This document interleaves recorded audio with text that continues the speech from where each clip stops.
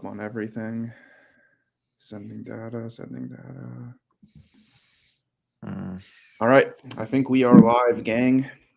So today we're going to be talking about probably the most important theoretical discussion for the modern left today and for humanity in general, which is the question of Zionism, the question of Zionism's relationship to the United States, and the question of, who controls who. This is a debate that the left has typically taken the side that the U.S. is a client state, or Israel, is a client state of the U.S., and that it serves the U.S.'s geopolitical imperialist ambitions. But we're almost at 2 years into the current genocide in Gaza, and it seems very much like the U.S. is incapable of putting any kind of restraint or any kind of conditions upon Israel's actions, and it certainly isn't behaving like any typical client state would if we compare it to, say, the way that the U.S. approached even Ukraine under Joe Biden, for example. So our friend Rob Ashlar over here has written an excellent essay, and he's also written a response to criticisms that he's received, speaking exactly on this topic of the Zionist paristate, which is how does Zionism exert its influence in the United States, and how do we answer this question of interest? Who controls who is acting in the interest of who? And I think this is going to be a very interesting discussion, and because there's a lot to unpack here. For sure. You were saying. So yeah, let's get started. Yeah. The title was basically like aircraft, or a little bit of stepping back a bit. The two positions that Don mentioned, does America control Israel? That's been called the aircraft carrier theory, or that's what I dub it. Because it's like Joe Biden in the 70s or 80s says Israel is basically a permanent aircraft carrier for the U.S. in the Middle East. And then the other theory that Israel controls America, or maybe not controls America, is the one in charge, has been called the Israel lobby theory, based off of the book by Mearsheimer and Shelton, I think. It's Mearsheimer and Walt, actually. I just finished the book. And I have a few things to say about the book. Or actually, we can get to it later. But yeah, the Israel lobby thesis, or we could just call it, as some call it, ZOG, the Zionist Occupation Government. Or as the term is now evolved into ZOG, Zionist Occupied Government, which despite its pretty ugly origins, just on a literal level, the term seems pretty accurate. Yeah, and that's the problem, though. It's too literal. Yeah. And then my piece is titled the aircraft carrier, ZOG, or what I call the Zionist paristate. The Zionist paristate is basically this isn't calling it occupied seems a bit. It's not these are Americans, these are all Western officials. It's not as if there's some alien invasion going on. It's obviously emerging domestically from Western societies, but it is not. It's clearly not representing all of Western society, and definitely not Western long-term strategic interests. And I thought what's a good way to describe it? It's a paristate because it functions like a government, like a state, but it's in parallel to all these to the various Western establishments, to the various Western governments and then the broader Western establishment. It's deeply intertwined with all of this stuff, but it's still out distinct. And we can see this with Western governments, which are not totally in hoc to this, like Spain, which is undoubtedly that's a Western government. You're not really going to call that some stalwart, anti-imperialist state or something, but it doesn't have this paristate. It's not captured by it, and so that provides at least some what is a neutral. A control for us to look at, and my answer in short is basically it's a fusion of both. Israel at one point was in fact the aircraft carrier theory did in fact this was transparently true. You didn't need much more than it, but over time it turned into what like colloquially Zog or the Zionist paristate. And like what the bridge between that was that the aircraft carrier was the material basis for the Israel lobby. And then the Israel lobby, as it was over time, over the decades, developed, created this extremely disciplined and durable political machine across the West, and very strong like, ideological commitment with Jewish communities, so that they would basically be Zionist foot soldiers within, like across the metropolitan West. This apparatus fused. It ended up sort of getting enough of its own muscle to where it wouldn't need to be directly subordinate to the U.S. and start pushing for its own interests. And this, in my piece, I hinge a lot on a quote from Argiri Emanuel in his really great piece, White Settler Colonialism and the Myth of Investment Imperialism. This is like one of the first Marxist analyses of settler colonialism ever, and I think one of the first uses of the term settler colonialism.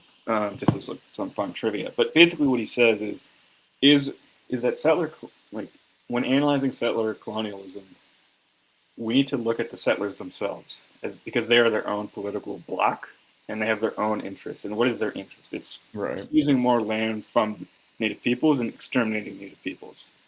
And this oftentimes can and has led to direct conflict with the metropolitan center. The classic case of it is the U.S. 13 colonies, they weren't happy that Britain was telling them, don't expand into Indian territories. We don't want to fight these wars for you. And please pay a little bit of taxes so that like you can maintain this. They said, fuck no, we're not doing that. We want to do genocide. And that's what 1776 was basically all about. Or if not all of it, then most of it. It's a good part of it. Was definitely. I mean, it's in the Declaration of Independence. Yeah. One of their grievances is that they can't expand. Yeah. And then and this comes up in many cases. You have the Boer Wars, the Dutch settlers rebelling against the Brits, and you have skirmishes, like repeated tensions in Australia and New Zealand. At one point under Gladstone, he shuts off, or like he really reduces immigration or settlement to New Zealand and Australia. And he said, and he like increases taxes, saying, you guys need to stop waging wars against the native peoples, especially the Maori, and you start paying for your expenses. And this led to enormous outrage. Like over 100,000 workers in London, like they petitioned the Queen to fire Gladstone because of his supposedly anti-imperialist policy. So these tensions are like, this is typical of settler colonialism. And same thing in Algeria. Yeah, or Algeria is another classic case. Like this is what Emmanuel cites. Like, oh wait, yes. Eventually, they're like, oh, France is betraying us. We need to just like go full on like NC Nazi like deranged regime. And there's a number of attempts by, I mean, it's the tension between the metropole and the colony, and there's several times when quote unquote well-meaning socialists and liberals are trying to implement reforms in the colonies in Algeria, and the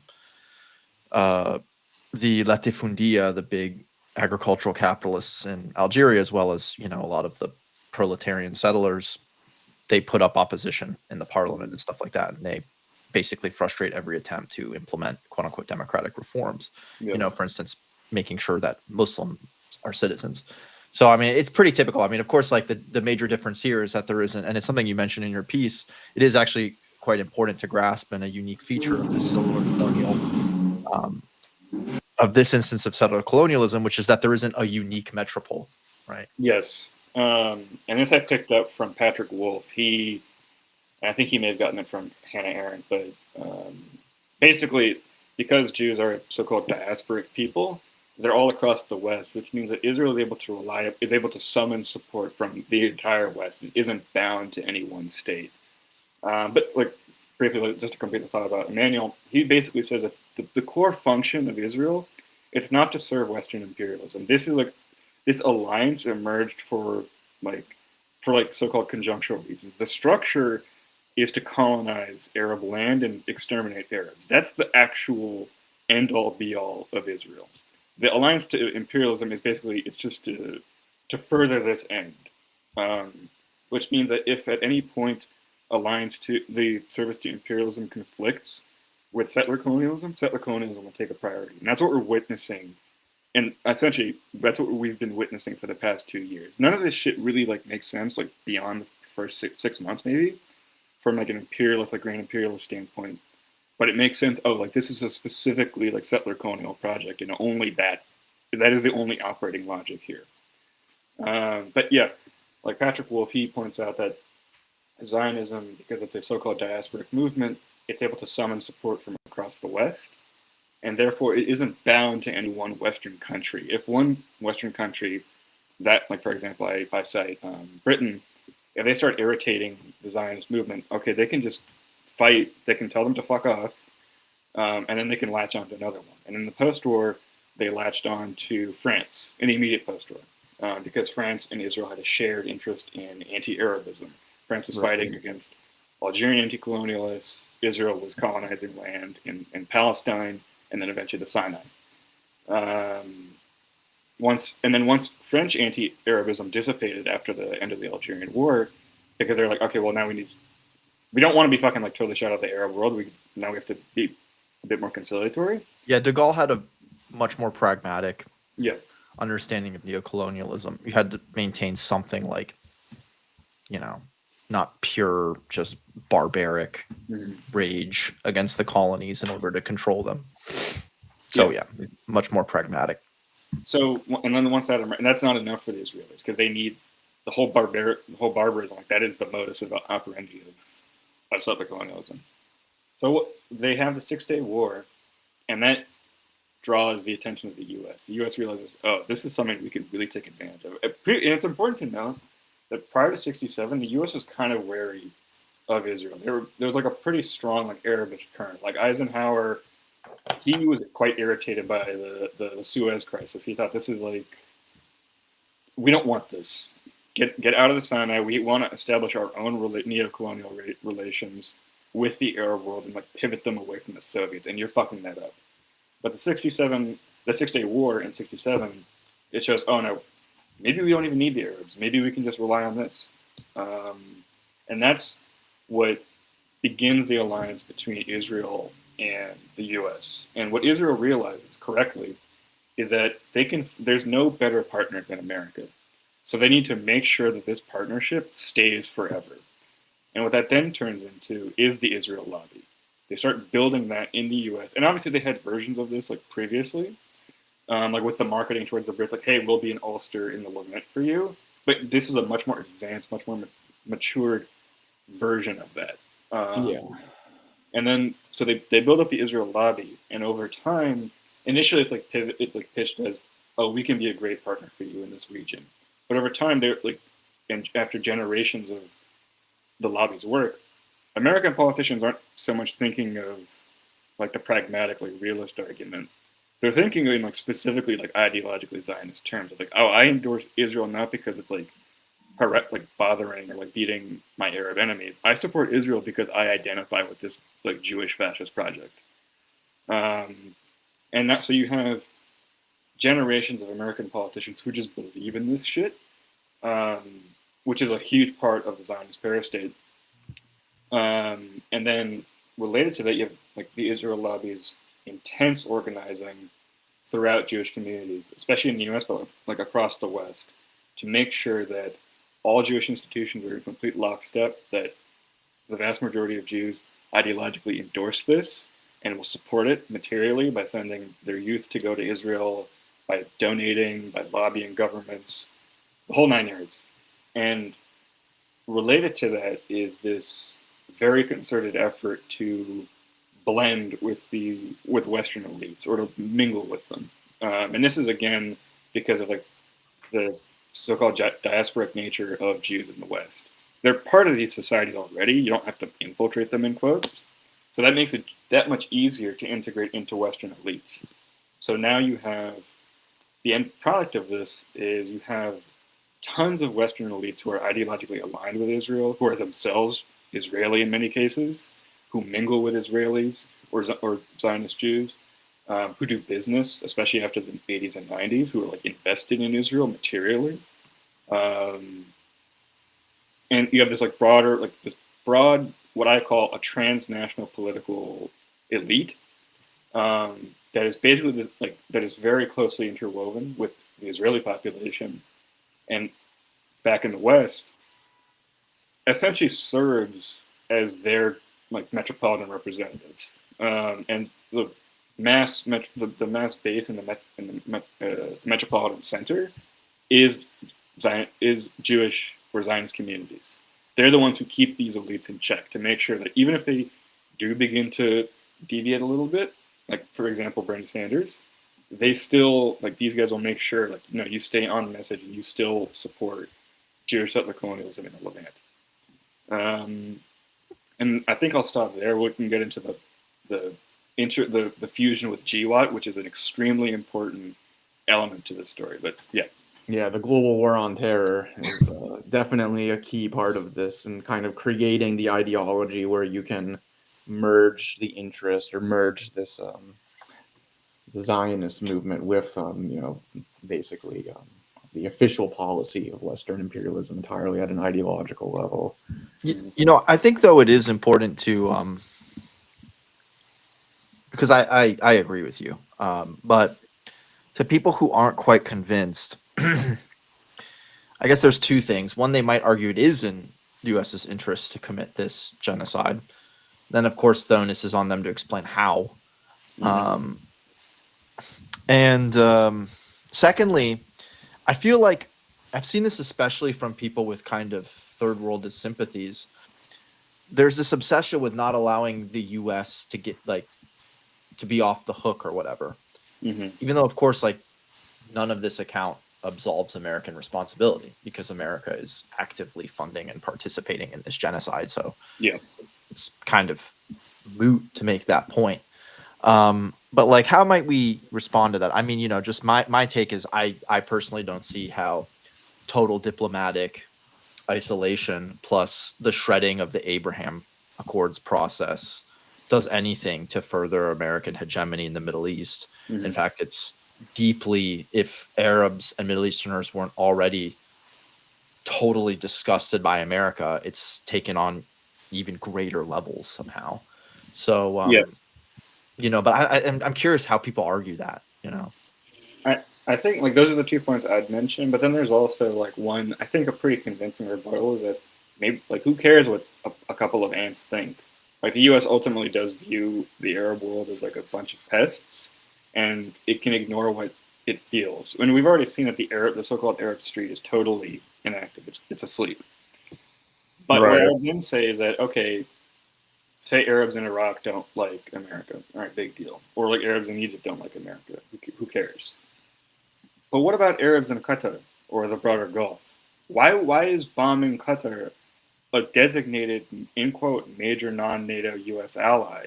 How does that serve American interests? Our Lower Dade base is huge for CENTCOM. That's where they would fly the drones out from, and that would then go over Iraq, Iran, Afghanistan, Pakistan. That isn't something you can just sort of sneeze at. Now, obviously, Qatar has no shame. They're still kowtowing to America, but this is still you don't want to. You have a perfect relationship. Why rock it in any way?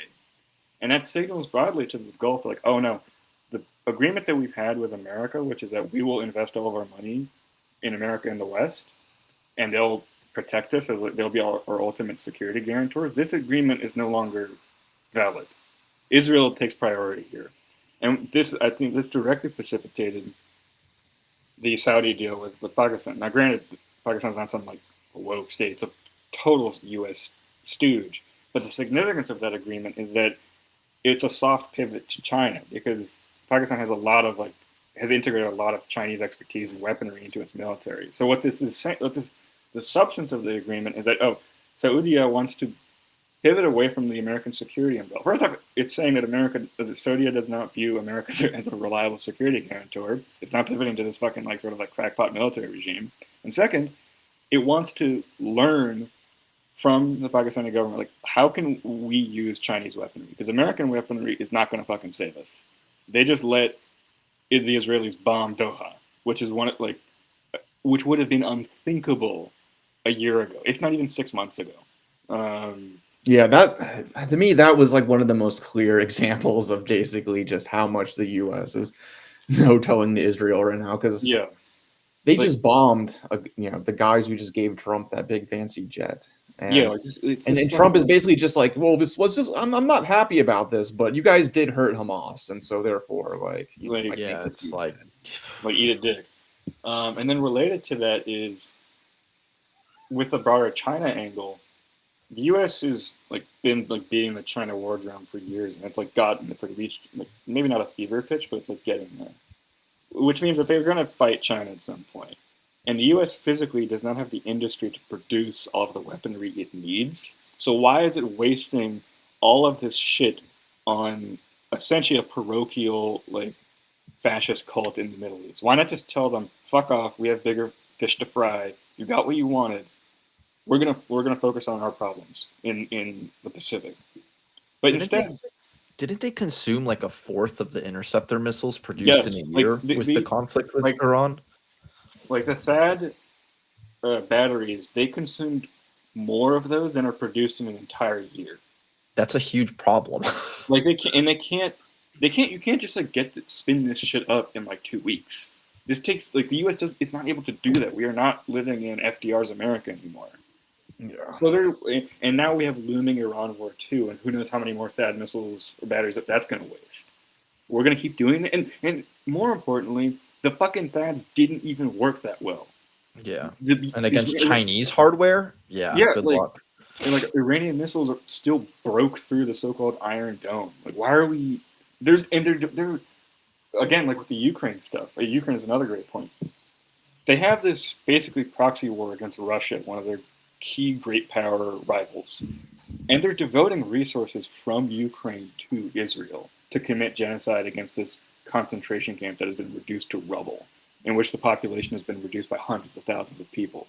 This is like from a purely cynical realpolitik perspective, this makes no fucking sense. It doesn't. Yeah, I really, and yeah, for so many reasons. I mean, the other thing is that of course people can kind of try to be edgy and be like, "Oh, well, who cares about what the Arabs think or what the Europeans think?" But a lot of America's prestige does lie on an ideological basis, and it's Yeah, not as if ideology is immaterial, and I mean that Right.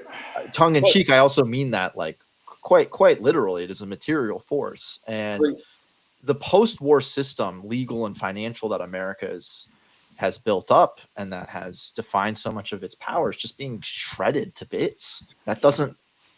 we're Well, already seeing the Europeans split on this issue. Like, why the Europeans for fucking decades viewed America as like, oh, our sort of dumb but like otherwise like really cool cousin who like does all this shit for us and like sends us like nice movies.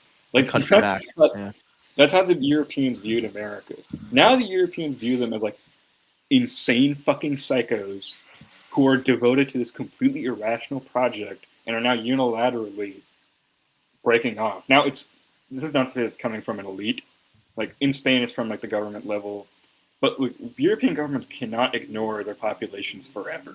Like we're seeing this agitation in Italy, and those incredibly brave and heroic dock workers are saying we're organizing with dock workers across Europe to enforce an arms embargo. If governments are not going to do it, we will do it. And at some point, the government will have to concede, either unless they all want to do a fascist coup, which, in fairness, is quite possible. But still, like entering a fascist state is not a signal of stability. It's like the hallmarks of a society in crisis. So even if they like do enter like there's like a fascist military regime. Okay, that's not going to last forever. At some point, it's going to end, and at the end of it, it's just going to be this fucking like shithole place. In every respect, this is not fucking working out for the West. So the Europeans, at least the smart ones, are saying we have to break with this.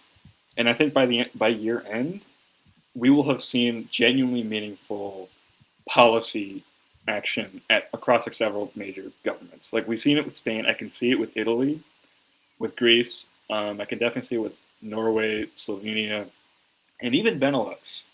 Like the Benelux countries, they are like The Hague. They can't just ignore like, oh, we're like the center of like, international law, but like we're going to ignore this like flagrant destruction of international law. And a lot of these countries, like even like really like in quote zogged up countries like Germany, the public hates Israel. They're disgusted by this. especially any like again in like Benelux, like the right wing government of Belgium, it proposed like a huge tranche of policy, like a bunch of like meaningful sanctions. It hasn't implemented any of them. Of course, it's like I think it's like more bullshit.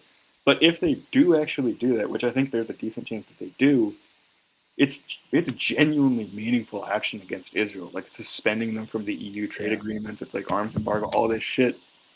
And this is a huge, and the U.S. will categorically oppose that, which means there's like a huge fucking like political rupture between Europe and America when in the time where they need to be most united to confront rising challenges from Russia and from China.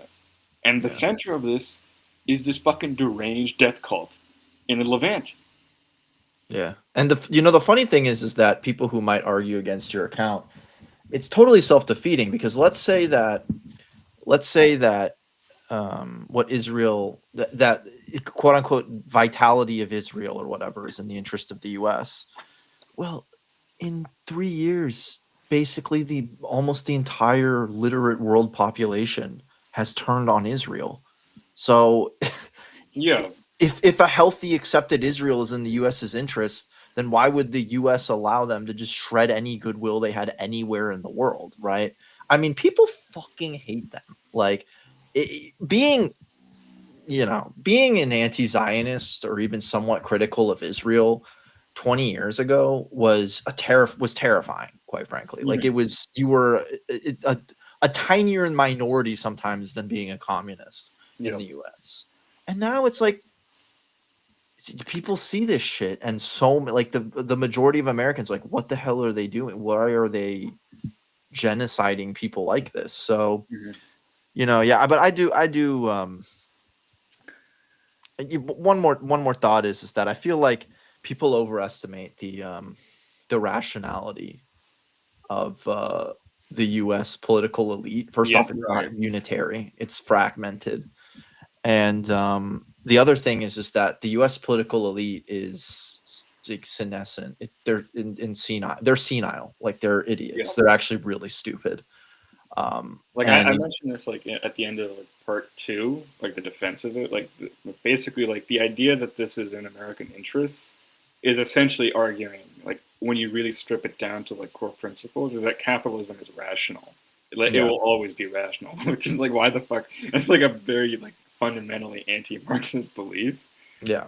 And like we're seeing, like the definition of a crisis is like when a system stops working because of its own functioning, and we're seeing that right in front of us.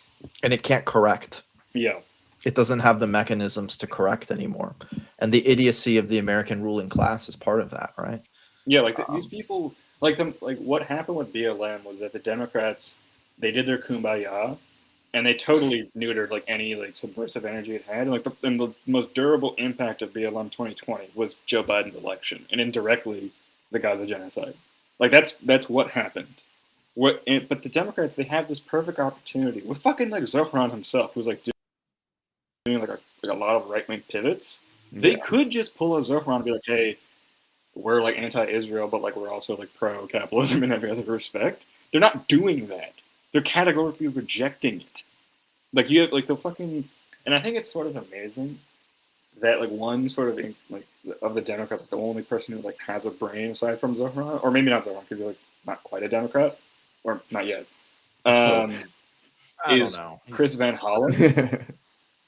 like we have Chris Van Hollen, who's like basically like the only U.S. government official doing his fucking job of like representing U.S. citizens. Yeah, he's my representative. I mean, not that he represents me, but in my area. Yeah. But like Van Hollen, I think it's so amazing that he comes from like a very CIA like intelligence background, and like that alone should kind of tell you that there is some element of the U.S. state that is like, this is bad. We need to fucking like fix this shit. Well, I mean, there always has been elements of the U.S. state, I think, that have pushed back against Israel. I mean, even Ronald Reagan stopped giving them cluster bombs, for example, in Lebanon. He did bring the hammer down, but that was back in the 80s when Zionism hadn't really fully colonized the U.S. political system. It was still working to the point where it got to be 2000. Well, it is important I think it is important to emphasize that it's not as if there's tension, right? There's definitely a push and pull. Even with Yeah. Trump, there's a push. You know and what I'm pull. saying? So it's kind of like, it's not as if the US is totally the lapdog of Israel. It's that you Yeah. precisely have this parastate where it's not a puppeteer, but it can try to pull some strings and get the big boat going in its direction, right? But I think the no, sorry, no, not but to cut you go off. on. Yeah, like I think the Iran war is a perfect case of this. I mean, like obviously the U.S. had been like signaling like, we're gonna fuck you up at some point, but like I don't think there's no real evidence that the U.S. was like planning the initial like 12-day war. Like they were still pretty like much on the negotiations, and the function of the 12-day war, the ideal case was like, oh, we'll get regime change, like Islamic Republic is done, we get our epic like Pahlavi bullshit regime. That was the ideal case. The more realistic case was, oh, we like tipped the dominoes, and now what we've done, Israel speaking, is set a course of events where Trump will independently conclude that no, we do need to do regime change war because they will not concede to any of our maximalist demands. Because the American demands have not changed of like zero enrichment, blah blah blah blah, and that's just like not gonna fucking work with the Iranians. The Iranians are like, we're not doing this. Previously, Trump may have thought like, oh, I can maybe do like an art of the deal thing. That is gone. Like that is, if it isn't gone already, it is going away. And when there is another Iran war, which I think there will be, the U.S. and Israel will be in lockstep because Israel took unilateral action and set off this course of events. And the Iran war in general, I think, this is another like data point against this idea that like, oh, this is all like totally in America's interest. First off, a regime change war in Iran would be extremely costly, and they need all of that fucking material and manpower and just effort for China. Second, the Iranian leadership has signaled just in this past year that, oh, we want to join America. We want to make friends with you guys. Just don't fucking ask us. Like, we'll let you fuck us in the ass. Just don't film it. Like, that's basically what they're asking. And America's like, no, we demand that we film it. They want everything. Like, Antony Blinken, he told Christiane Amanpour that the Iranians had agreed to 1% enrichment, below 3%. That was like what was publicly reported. And not only that, they agreed to give up their ballistics program, their ballistic missile program. And that was, but then the next day, the Israeli airstrikes came in. And that totally sabotaged what would have been an extremely favorable agreement, like even worse than JCPOA. Because like people don't remember, JCPOA was just like the 3% and then some like economic relief. But afterwards, when it was in the honeymoon phases, the Iranian leadership said, oh, we're going to start independently observing limits on the ballistic missiles program. Abbas Qadari, in Atlantic Council, he's writing for Atlantic Council in like 2016, says, we're going to start observing these limits. The implicit suggestion being that is also on the table. We'll also sell, like if we get more relief, more, friendship with you guys, we'll give up the ballistic missiles program too. But Israel isn't fucking satisfied with that. It wants total regime death and like a complete it wants like a Sisi type regime in Iran, even as however like much Iran is willing to compromise for them. It was also similar with the war in Lebanon in like 2006. Like, the U.S. basically let Israel go after Lebanon when it just completely alienated much of the Arab world after they had just had the Cedar Revolution, which was very much like a big diplomatic win for Bush. And it was this, and I think like what we should maybe, I think now we can get into the fusion between the Zionist paristate and GWAT. So first off, what is GWAT, the Global War on Terror? What are the origins of it? Basically, it's like this post end of history, like post Cold War, like it's the ideology of unipolarity, because the whole premise of GWAT is that terrorists are not political actors; they're criminals. They're international criminals who are violating the social order, and they need to be policed. Whereas in wars, you have like there's two parties; they both have legitimate demands, even if you don't like them, and you negotiate that. And the key sort of conceit of GWAT is that, on the one hand, anyone can join the U.S. in fighting terror, hence the coalition, the global coalition against ISIS. On the flip side, anyone can be an enemy of the U.S., which is what happened with the whole axis of evil bullshit. That's like what justified the invasion of Afghanistan, Iraq, Somalia, all these places. So in the 90s, you have the end of history, no more ideology, blah, blah, blah. But you still have these issues. You have the fallout from the Cold War. And like the example I use is Somalia, the Somali Civil War. And there you have like the 1993 like Black Hawk Down incident where a bunch of like US GIs, they get zapped by Somali like fighters. And this whole thing, it wasn't explained as like, why did they hate American troops? Like, why would they hate invaders? That's a real mystery. And like, why are they fighting? It's just it's just treated as like this. Oh, these are like these faceless blacks. Yeah, that movie is like Hitlerite to the core. But when it came out, it is insanely like I rewatched it like last year. It is one of the most racist films I have ever seen. Black Hawk Down, right?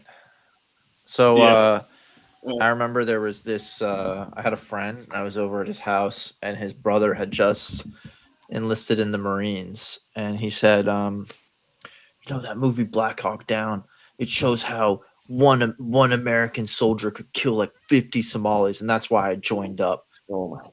And my friend was not a great guy. I mean, he's not my friend, but he was not that great a guy. And he was like, "Yeah, that's fucked up." American. Yeah, I mean, like I was like, I remember when that movie came out, I was like in Boy Scouts and shit, and like Boy Scouts was like full of like military nerds, and they were all like, "This movie's so fucking awesome, dude. This is why I'm gonna join the military when I can, man, because this is like, the awesome shit that we do. We're gonna kill all the." It's like these fucking like corn-fed Midwesterners just like gunning down towards. Bro, that was like every other conversation back in 2001 and 2. Yeah, I mean, like the film is just like this casting alone is so racist. Like, it's such a racist. It's like Birth of a Nation for the 21st like it is the modern Birth of a Nation. It's I'm Birth of a amazed Nation. The movie hasn't like gotten any like real like pushback in like the decades since, but whatever. But the point like being with that episode is that like dissent against America is no longer treated as like some political project like being assimilated under communism, even though it may or may not be communist. It's not just treated like this totally savage like attack on civilization. And coincidentally, and it's called terrorism. And coincidentally, this is the idiom that the Israelis have been speaking in for decades against Palestinian resistance. They treat Palestinians as like, oh, these like savage terrorists who just hate us because they love terrorism because they love terror. And that ideology, that like vernacular and register, it enters into American military speak. And then from there starts percolating through broader American society and government especially. But this is still like in the background. Like terrorism wasn't really like a thing in the mind of Americans in the 90s. This is like a sort of latent development. What catalyzes this massively is 9/11. And then now every American's like freaked out about like Al-Qaeda, terrorism, jihad, whatever. And then that you have this like ready-made tool set from the Israelis, which is then adopted wholesale by the Americans. Because it's like, oh, these guys like they have decades of experience fighting terrorism. They're a perfect partner in this stuff. Like this is like how like if you look at like back at more like so-called sanitized arguments, like there are a lot of fetishism of Israel. Like, oh, it's like a perfect anti-terror state. And like, I remember like in the 2010s, like one Zionist kid I knew, he said like, oh, Israel does racial discrimination, and it's like that's just like an anti-terror measure over there. Like I don't even know why we have this debate over here, but maybe because we have civil rights. You ever fucking thought of that? But, yeah. But like that was like the ideological like frame of it, and then you start slowly but surely adopting their like operational standards. And like Bush was like a very fanatical Zionist, but there is a key point here. Although Bush was like a mega fucking like Zionist freak, he also still prioritized like grand American strategic interests and was willing to tell the Israelis to fuck off at key moments, like with the Gaza withdrawal. Like that was mostly the Americans doing it. Their whole thing was like, leave Gaza. We don't care about this anymore. But we'll leave in the PA like puppet regime, and we get the best of both worlds. We still control this place. It's not really a threat to us, but it's no longer such an embarrassment internationally. And they would like routinely condemn when Israel would like strike some Hamas leader and like kill a dozen people. At that time, like the U.S. thought a dozen people was an obscene, like publicly portrayed itself as like being scandalized by that kind of like collateral damage. So you still had this like, you know, sort of push and pull. The Americans or the Israelis like still kind of resented that like the Americans would like be extra harsh in quotes on them. And there's a really, really great piece by the Zionist military historian Martin von Creveld, and it's about Israel's relations with NATO. And this is another, I wish I had cited this in my piece. And he basically says like Israel has always had like a pretty, this is written in 2005, like Israel's always had like a touchy relationship with NATO because it feels itself like not really part of it, even though like it does view itself as like a Western state. But NATO, because it has these like cosmopolitan, in quotes cosmopolitan, that is to say, like hegemonic interests, it can't fucking like, it can't really kowtow to Israel because like, oh, this is clearly like a liability for us. We have other shit to worry about. And there's a very telling moment where Creveld says Israel like was pretty alarmed by the NATO bombing of Serbia because it thought, what is stopping NATO from doing that to us when we go on a rampage like in Gaza or against Palestinians elsewhere? Right. So there are these, in the underlying point of the piece is like there are these like concerns like within Israel about these like broad liberal institutions which are unmistakably and viciously imperialist, but are not committed to Zionism in an overriding sense. But like what GWOT does, like even though like there are these tensions, it normalizes Zionism, Zionist ideology, if not directly, then indirectly. It normalizes, it expands like the presence of like all these like Zionist freaks in government, in the elites, etc. And it creates a media environment which is like very, very sympathetic to Zionism, because they're now willing to tolerate, if they weren't, which is dubious in the past, they're now willing to like stomach the arguments that Zionists make about collateral damage and blah blah blah blah and all this bullshit. Whereas like, I mean, if you look at media from like the Lebanon War, a lot of Western media, like big Western media, was quite critical in like saying like Israel is behaving in a repulsive manner. There was like this distinct elite space where anti-Zionism, if not anti-Zionism, criticism of Israel was tolerated. And over the course of GWOT, this elite space shrinks. And by the end of GWOT, or like at the height of it, so to speak, like Zionism as a political mode has been totally disseminated throughout the West. And this is when like what I contend being like, this is like when the Zionist paristate actually fully, completely takes charge and captures basically the entire Western establishment. I do a bit of a little digression on the Obama administration, because the Israelis hated Obama, even though he was he didn't like Netanyahu trying to tell him not to make a deal with Iran. Yeah, exactly. And then also they just really like, if we like again, like GWOT is a perfect frame of this, and it's like a really good example of when American and Israeli interests supposedly like or seem to like meaningfully clash. Obama categorically refused to let Israel join the global coalition against ISIS, because the point was a lot of Muslims really hate ISIS, so they will not join this and they will not support the coalition, even if they hate ISIS. Because they're like, we're not going to support. They'll view it as two enemies fighting each other. Whereas if you exclude Israel, the coalition can frame itself as a legitimate partner. And this I think doesn't really, like, Obama doesn't get enough, like, this is an extremely intelligent move. Yeah, it actually is. Yeah. Yeah. If he included Israel in the coalition, that would have been very like I can't see the Iraqi government, even in its like totally like tattered form at that point, participating in coalition operations. Maybe like through coercion, but the Iraqi public would have been like, why are we on the side of Israel? Yeah. We can sort this shit out on our own. Maybe they couldn't, but like there would be a lot. They would rather try than have Israel do it for them. Yeah, like they would be a lot more angry. And this is still like when the U.S. like cared about Arab public opinion, like the aftermath of the Arab Spring. They're like, we don't want to do that again. We're like dealing with the consequences of it. And the Israelis never forgave Obama for that. So they're like, all right, let's do Israelgate. Let's make sure Trump wins. Which is like the actual foreign interference story, not Russia, but like is like Likud and Netanyahu. Well, I don't know, man. Russia and Israel are actually Yeah, the we'll Russian get to mob that. in Israel. There's a lot to that. You know, we can Yeah. talk about that a little bit more later. But. Yeah. I'm like mega anti-Russia and Putin now because of like their like total obedience to, or if not obedience, and like alliance to Zionism. But anyway, we'll get to that a bit. I mean, like, yeah, 20% of quote unquote Jewish Israelis are really just like Russians. yeah, Russians that don't have one drop of Ashkenazi in them. So That's cool. it's a very weird relationship, isn't it? Yeah. So,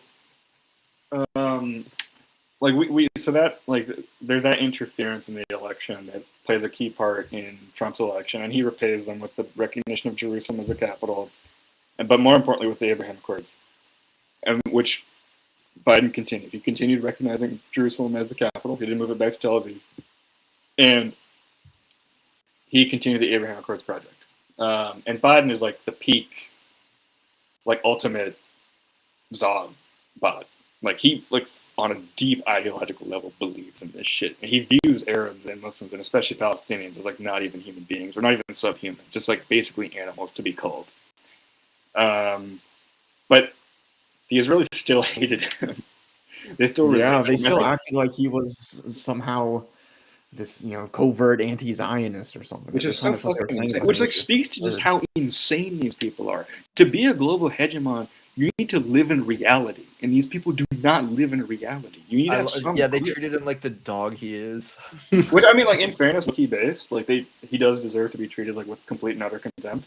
Like that's why like I'm like I didn't really care about like Trump just basically like approving the Israeli bombing of Qatar. Like you guys, you made your bed, now you can sleep in it. Like you thought, yeah, I agree. Like you thought hosting Hollywood base would save you. Fuck you. Yo, did you see the picture of like all of the Arab quote unquote leaders getting together to write a strongly worded letter against?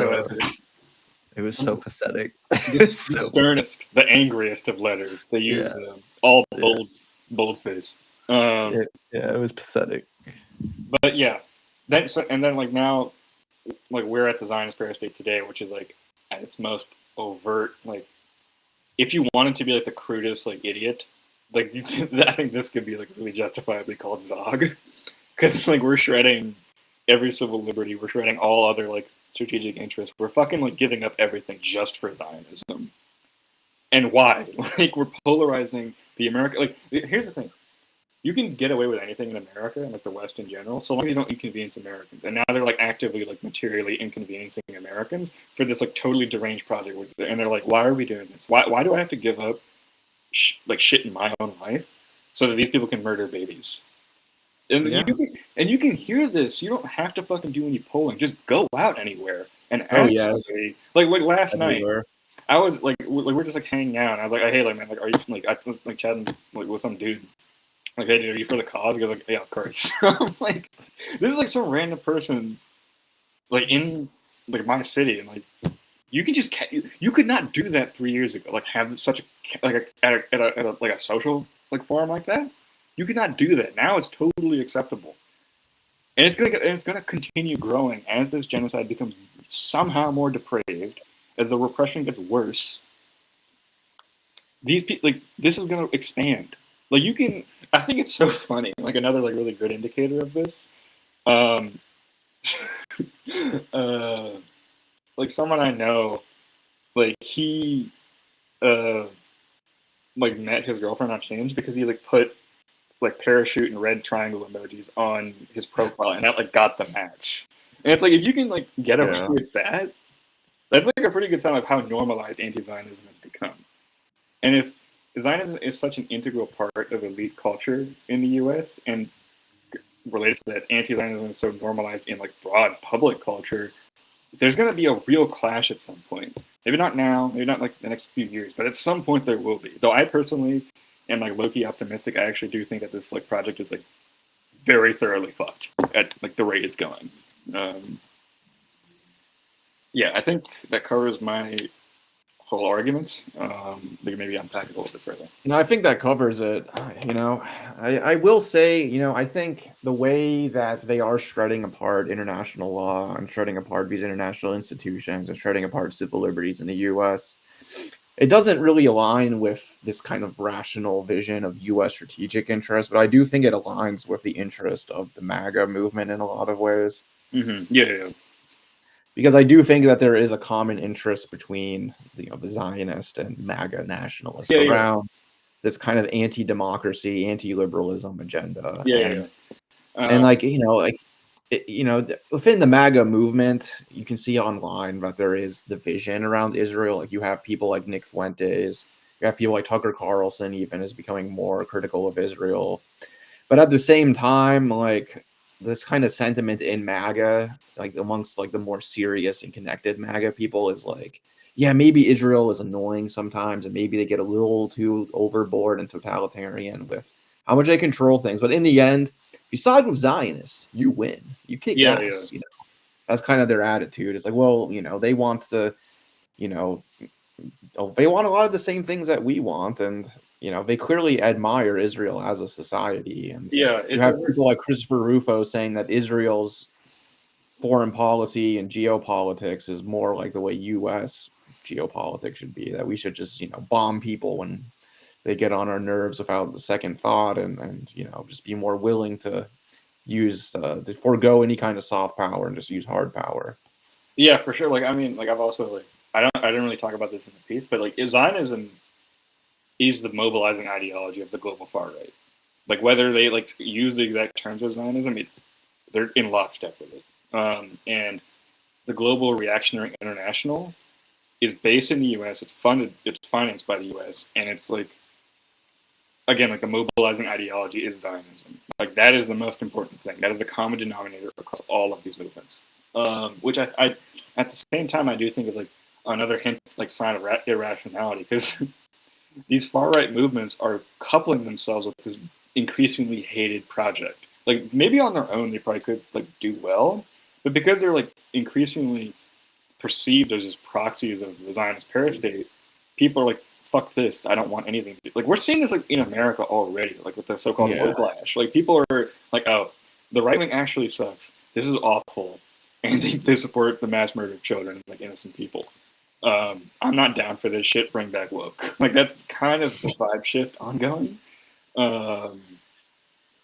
And again, it's like so long as we don't get a fascist coup, which is quite plausible. Like I do think they'll try, or they may. My view is that the far right is doomed because of their deep association with Israel. Because although, like, again, like this sort of gets to the point like you were mentioning, Jimmy, like there's this perception like if the Zionist paristate like kind of absolves America, which I don't see how it does, but in like a very vulgar sense, I think a lot of people would like do separate Israel from like the West, like at ordinary people. And if you have this a major political movement or like the establishment even that is identifying, that is saying like, no, Israel is us, what they're going to say is, oh, you're just part of this really, really awful thing abroad, and that I want nothing to do with, and I don't want nothing, like I want none of it in my own country. And that perception is like also growing. That's I think what like is underlying this like right wing break, or at least partially like this like, right wing break from Israel. Like you can sort of see this with Tucker, like with Tucker Carlson, or even like Marjorie Taylor Greene. It's like, oh, like I don't want anything to do with this. Because these people are also in my own way for like what I want. Right. Yeah.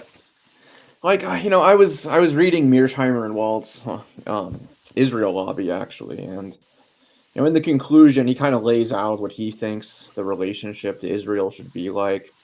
And I mean, he is, I don't know if his views have evolved since he wrote the book, but he's basically like a liberal two-stater. Like, he says that, like, we can't create an anti-Israel lobby because that would, like, create too much anti-Semitism. And he has, like, a lot of very, like, cringe, like, lib kind of takes in the book. But I can kind of, he argues for influence balancing, offshore balancing as the kind of alternate strategy where, the kind of classic realist balance of power where you don't really like support one side too much, but kind of try to balance everyone off of each other to prevent the hegemon from arising. But including the U.S. or just that's what he wants. That's what he wants the U.S. to do towards Israel. He doesn't want us. He's like, Israel has a right to exist, and if its existence is ever threatened, like the U.S. needs to like come and help it. But we shouldn't be like so pro-Israel that we like ignore their or everyone else's interests in the favor of theirs. Like we should have a more balanced approach toward the Middle East. That's cute. No special relationship. Yeah. Eventually. Yeah. Like he wants to maintain a relationship with Israel, but not have it be a special relationship. And I can see Tucker as almost like kind of like an off-ramp for Zionism. Well, I mean, let's be honest. On the right, there are elements that accept the conflation of Judaism and Zionism. Yeah, and Nick that Fuentes, for example, he's and just that are anti-Semitic. Yeah. Like they are. Marjorie Taylor Greene was talking about like space lasers and Jews like some months ago. So, it kind of sucks that because we don't have a public, organized, and principled revolutionary movement, that the public face of anti-Zionism are these fucking cranks. Is Nick Fuentes really though the public face of anti-Zionism? Yeah, like I think like the public more than like Zoran, for example. Yeah, like it's definitely more Zoran because like I mean again like when you talk to just like casually when you talk to people about anti-Zionism, like the perception is much more maybe not specifically left-wing coded, but it's like a progressive like forward-looking type of project. No, the right wing is really getting up in arms about maybe because I spend more time on YouTube. No, I mean, I definitely see what you're saying because, like, if you do look at like Twitter, like the right wing is like definitely like they're, but I think it is easy to lose sight of the fact that like if you actually look at like the statistics, like the Republican Party is still more pro-Israel than the Democrats. Oh yeah. But there's a sizable and influential section that are, and they're not principled anti-Zionists in the sense that they oppose the existence of theocratic ethnostates that are settler colonial, but they oppose it because one, they're like America first, and two, they're like I don't want to have to like this is annoying. Stop telling me what to do. Like I don't want to. I'm like some random guy from Strip Mallville, Texas. Like I don't want to have to like. Well, there's also like a thing where like people will like criticize Jewish ethnocentrism and Jewish racism, but then they'll say, but the problem with this isn't that they're racist; it's that we don't also get to be racist.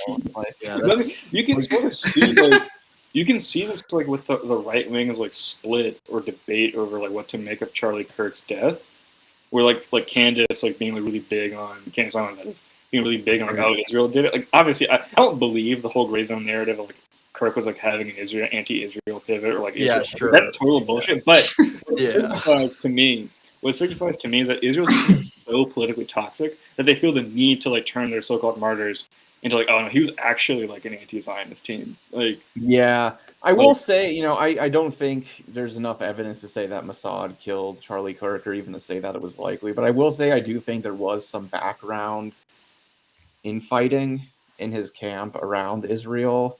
Yeah, I think it was from what I heard, and we'll have to look more into it. But from what I heard, he was kind of getting fed up of being bullied by Zionists. Well, he was just because these Zionists are totalitarian. Yeah, they really are. Zero dissent, zero free thought. They just want everyone to follow their marching orders. They basically want they tell you what to say and you say it. And it isn't even like they want people to do their marching orders because that still implies like there's like consent, like they're still allowed to think differently even if you don't do differently. But they want ideological commitment. Like that's what makes it totalitarian in like the most crude liberal sense.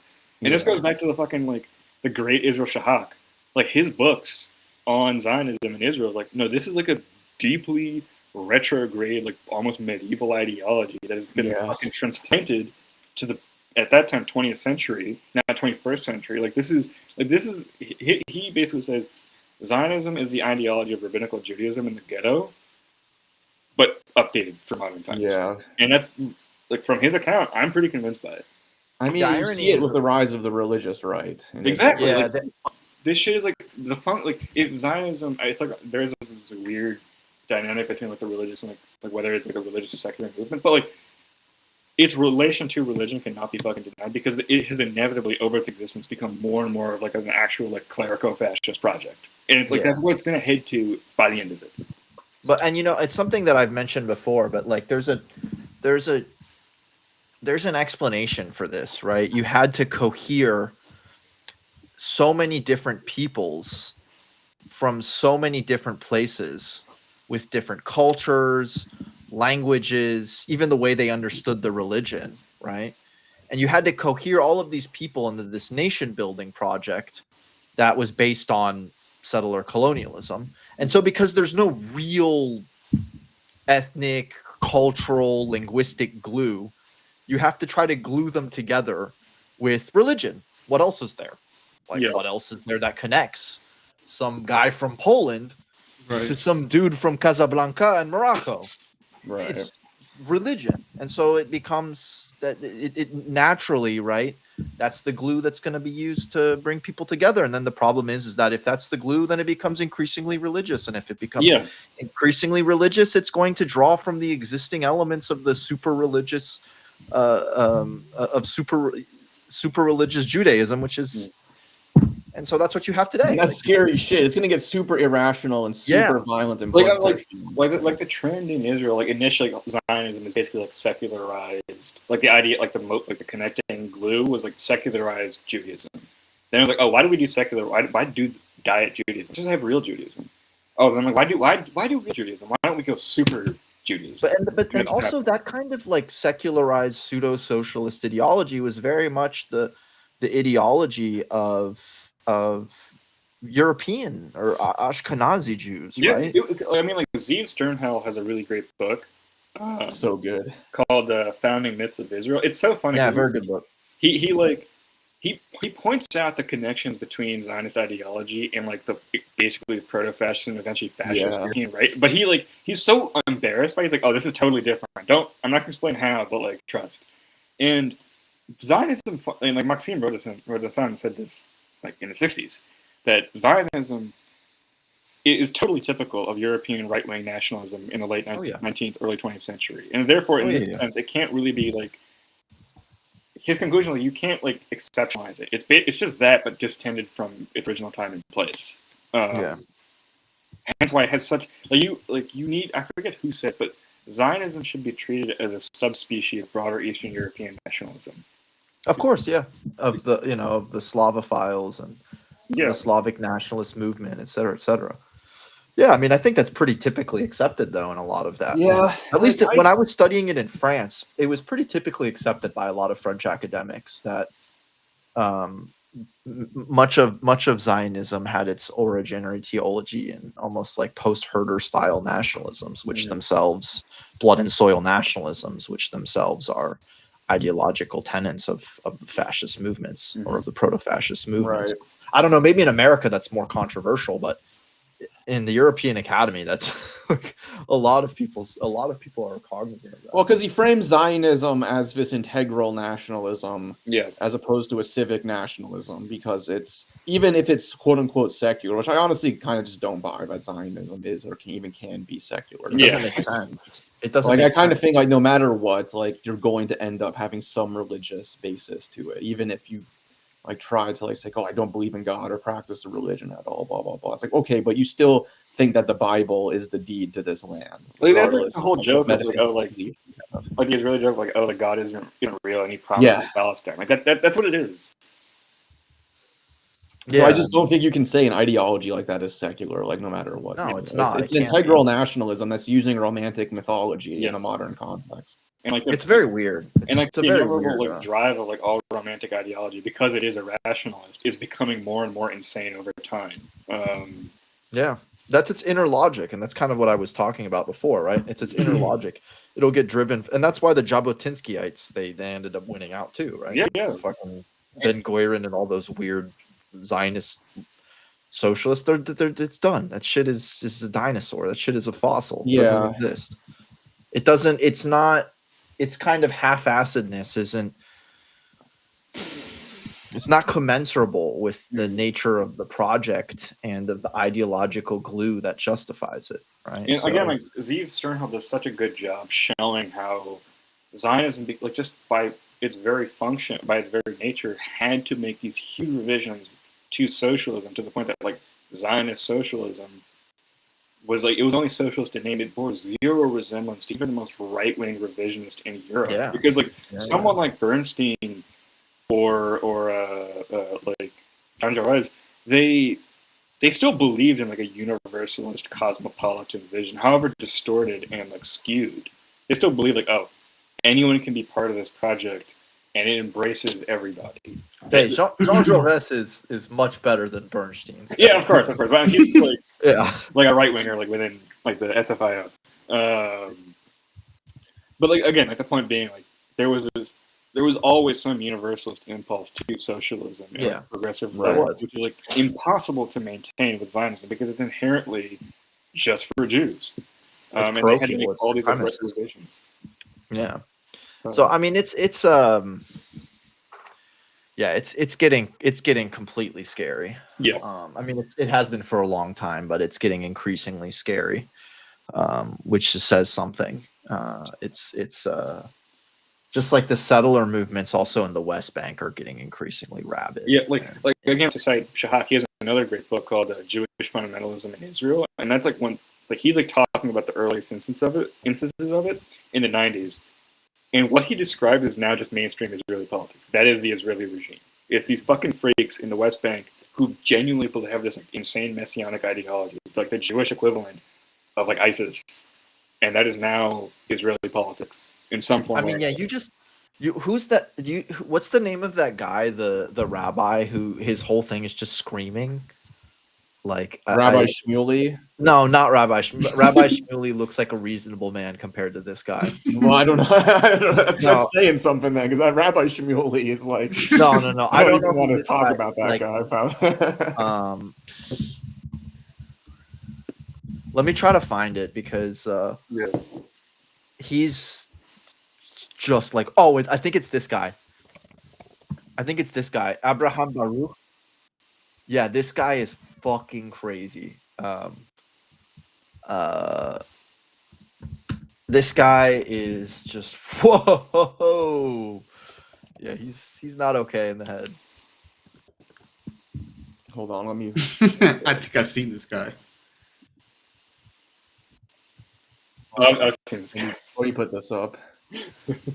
Yeah, I think I've seen this guy. I hope that the translation is correct.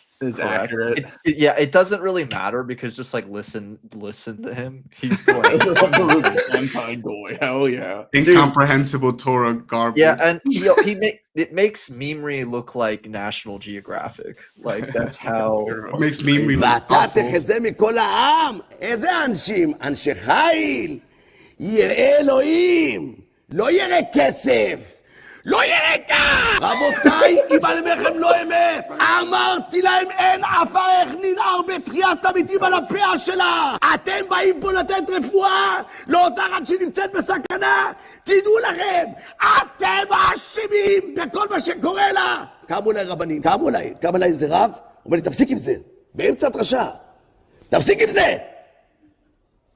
המשכתי! אני לא מדבר עם נשים! אישה אחת היום דיברתי איתה! אומר כולם עם זנב של סוס. פאות מאחורה עם זנב של סוס. פאות ארוכות, 0.5 מטר. 1.5 מטר פאה! כל היום, ככה וככה וככה וכל היום. אומרים וייצן ואתם, לא מעניין אותי! לא מעניין אותי! השם ייקח אותי. היום ייקח אותי אם אני יודע מה זה וואטסאפ.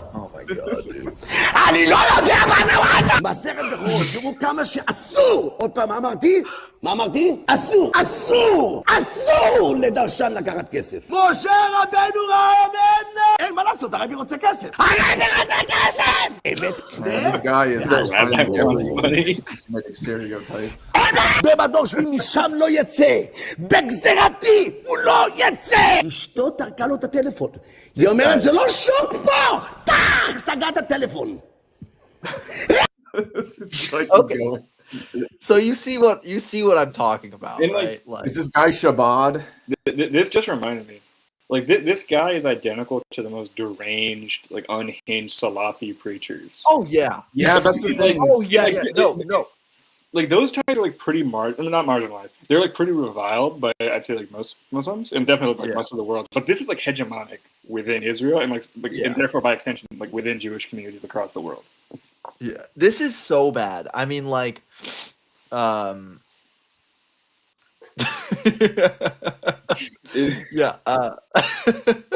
Is this anti-Semitic? You know, this like you'll watch like Bilhaj, who was the leader of the feast in Algeria, and Bilhaj is in the middle of a civil war and is way chiller than that guy. It's crazy. Like that's like how fucking bad that guy is. Well, the thing is like American liberal society basically let Jewish fascism fester and have an exception point where we basically carved out this exception where Jewish fascism is fine. We can support it and we can let it, become as extreme and insane as we want. And, in the end, we can't really do anything about it because that's anti-Semitic. I mean, eventually it has become a really big fucking problem for anyone who considers himself a liberal. It's so telling. Eventually, they're going to have to confront the golem. They've made a golem. But it's so telling. Usually the most deranged Zionists are Americans, like America Han. It's like this fusion of American white supremacy with Jewish supremacy. It's like an insanely like retrograde project that is like a genuine threat to the human race. The JDL is terrifying stuff because with the America Han stuff, you have like this intense like racism towards like black people. Yeah. And you combine that with like the anti-Arab racism of Israelis, and you get like the most intense racism. You get a marathon runner of racism, Like Norm Finkelstein talked about how like a lot of like Jews he knew who became Zionists, they were also like they were originally like fervently anti-black. Like the shift from like saying the N-word to like saying anti-Arab slurs, there wasn't any shift. It's just like putting out like switching the words. And you're trained in it. Yeah. Like it's you have a PhD in racism or whatever. OD. But like that just reminded me like the like the connection between Zionism and like Eastern European nationalisms. I think that also has like some level of relevance with Israel's alliance with Russia, because like the modern Russian state is just like it's a Vlasovite regime. Like it's this very far right anti-communist government that hates the legacies of the Soviet Union, even if it may like at times instrumentalize it for like propaganda purposes. And like Putin himself has described Israel as a brotherly Russian-speaking state, which is a very like that's also like how the Tsar would like describe like Serbia, like, oh, this is like a brotherly Slavic state. It like this like same like reactionary like Russian nationalist thinking is like commingling with Zionism. And there, I think like as for like how the Zionist parastate operates there, someone like this guy Sane847 on Twitter, he put it really well, which is since Russia has like no meaningful civil society, there's no need for like a big Israel lobby. So the point, the task then is just to make sure that like the inner government circle, like Putin and his people, like the Russian government, are in lockstep. And that's like you only need to make sure that connection is durable. Everything else you can pretty much ignore, because like everything else is so silent. It's the government is able to like act autonomously from any kind of civil society, if not any kind, like most civil society. And again, like the Israel like and Zionism is so deeply connected with the dismantling of the Soviet Union. Like all of the pro-government oligarchs in quotes, bourgeois, are people who pilfered the carcass of the Soviet Union and like privatized all of this shit and got wealthy from the destruction of the Soviet Union. So it's like this is all connected. It's the nexus. Israel's the nexus of the most far right ideologies and like the Cold War ever. Yeah. Like with Russia, for example, I think you have the 6-Day War becomes one of the reasons why the U.S. invests so heavily in Israel in the Cold War. But I think even going back further, you did have guys like James Angleton in the CIA who kind of saw Jews as like a useful potential fifth column within the Union, because Zionism created this possibility to basically create a population within Soviet society that all saw themselves as part of, more loyal to Israel, for example. And so you could kind of weaponize Zionism in order to internally destabilize Soviet society. And so there is an attempt to use Soviet Jews and use Zionism to basically turn Soviet Jews into like subversive agents within the Soviet Union. And so the Soviets, they react, by eventually allowing a lot of these, a lot of these guys to move to Israel, for example. And when they first do this, they empty out their prisons, and they send a lot of the guys who are in prisons. They need to get rid of them because they're trying to do détente with the U.S. This is around like the early 70s. They're trying to do détente with the U.S. and the U.S. uses the Soviet Jews and their supposed persecution for not being allowed to move to Israel as a bargaining chip. And so what happens after the fall of the Soviet Union is that a lot of these, because basically a lot of these guys who get sent out of the prisons and jails and stuff to go to Israel, they also go to America and they become mobsters, and they become what's basically known as the Russian mob. And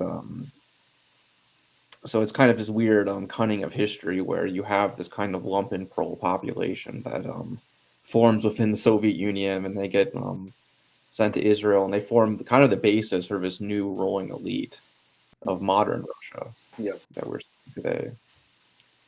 And it also connects with, as many people have pointed out, does connect with Donald Trump. I mean, because the thing is like after the fall of the Soviet Union, Putin turns the Shabbat Lubavitch into basically the Jews of modern Russia.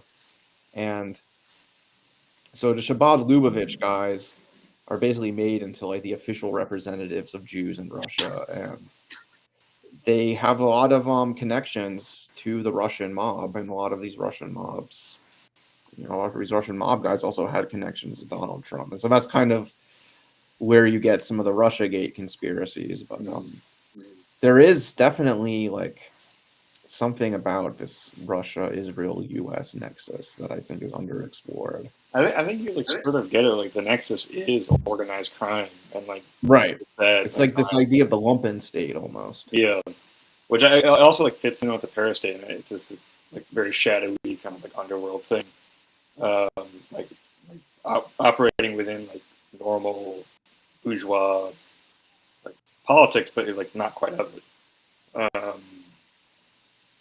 And I mean, like a lot of those guys are very integral to Russia and Israeli security relations. Like there's this piece after October 7th by these Israeli academics talking about the durable Russian-Israeli friendship and like making it stronger. And like a key element of that was the Russian intervention in Syria and deconflicting, so-called, which is basically like Russia facilitating Israeli strikes on Axis assets, on Iranian weapons, on Iranian staff, on like Hezbollah. Like the Russians were they totally knew about this, and they were totally okay with it. They didn't give a fuck.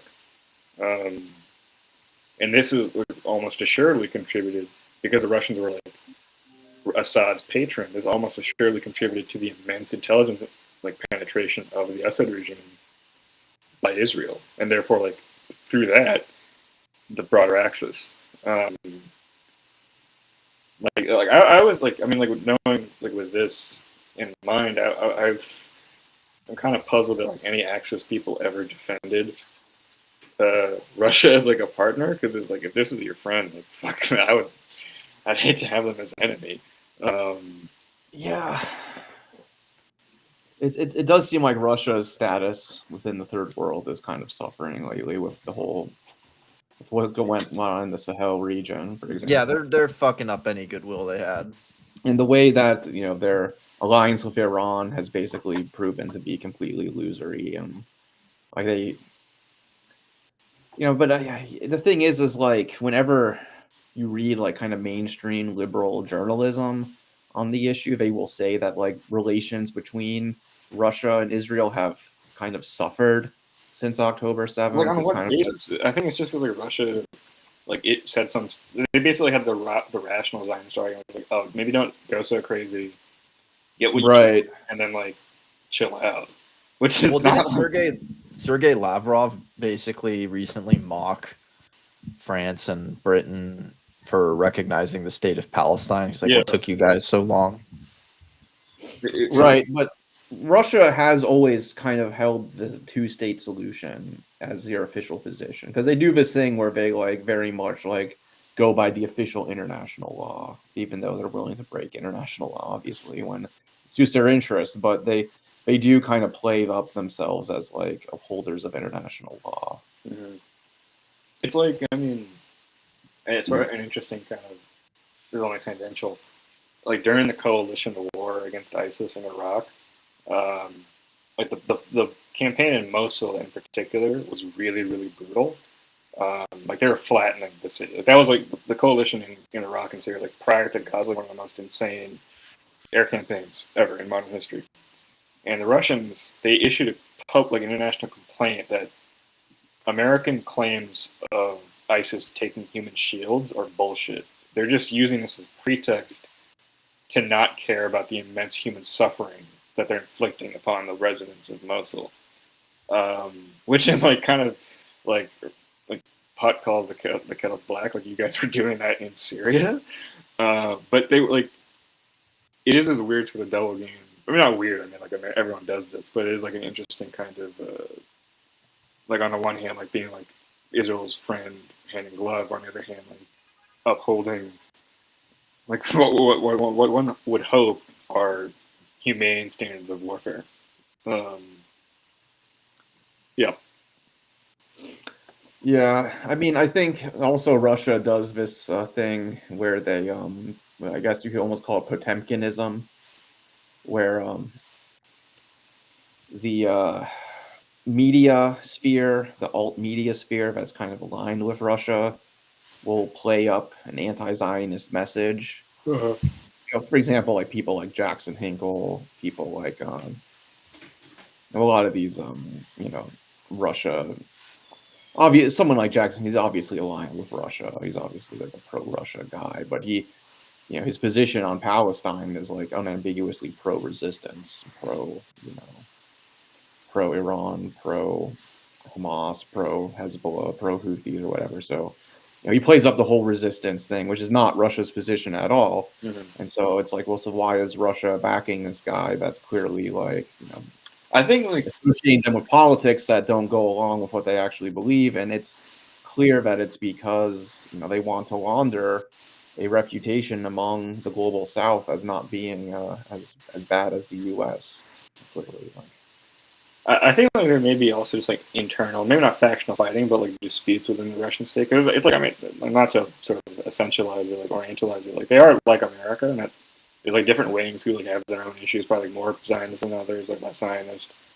And like this is like part of it. Like Events in Ukraine has like done a really great series about like ultra nationalist Russian bloc, like the ultra nationalist like wing of the Russian elite, and like how that like plays out. But this is a really good question from the stream. Like how do people like Elder Colby, like his types like view the Israeli war? I mean, they've like issued like they've protested. They're like they're not protesting. They've complained like we want to fight. We got to figure out like the China strategy, guys.